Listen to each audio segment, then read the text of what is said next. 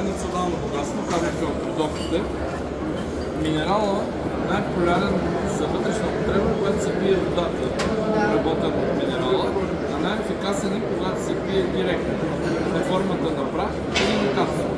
Ефектът на едното и другото е един и същ. Разликата е в скоростта, ефективността и сигурността. Тук действа сигурно, бързо и ефикасно. Тук, за да има ефект, трябва да го пиете така, както предполагам всеки ден се миете. Така трябва всеки ден да се миете. А къде се добавя? А къде се добива? Добива се на 25 км от град Кърджали, около скалния феномен Гъбите, сватбата. Там се намира най-голямото находище в цял свят.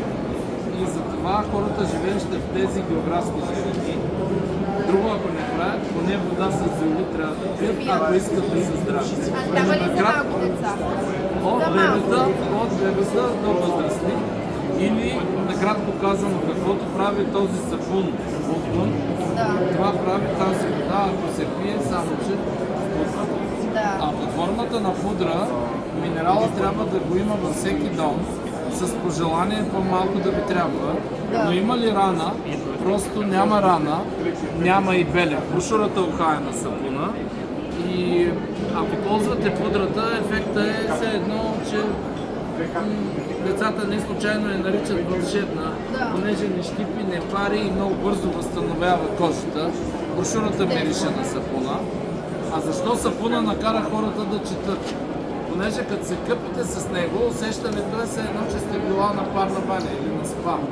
А втората причина, ако има пъпки, зачервявания, обриви или сърбеж, вземете го, намокрете го и го нанесете там, където ви е проблема.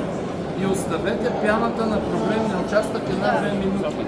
После измийте и вижте на сутринта дали съществуват леките и в какво състояние са тежките проблеми. Ето и за вас. Брошура желаете ли вие? Добре. Това е накратко, иначе тази серия правим съвместно с Институт от БАН, но тази серия най-продаваната в България и света е пастата за зъби, понеже не позволява натрупване на плака. А когато човек няма зъбен камък или плака, просто няма и последиците. Да, има здрави зъби. Пудрата не действа единствено на душевни рани, но за душевни рани направихме вино с зеорит. Червеното е за силно докоснати. Това е за по-начална фаза, а това е нашия балансьор. Това е презентация, но по този начин показваме, че където и да го прибавите този камък, става по-качествено, по-здравословно, в случая лозовия масив ражда и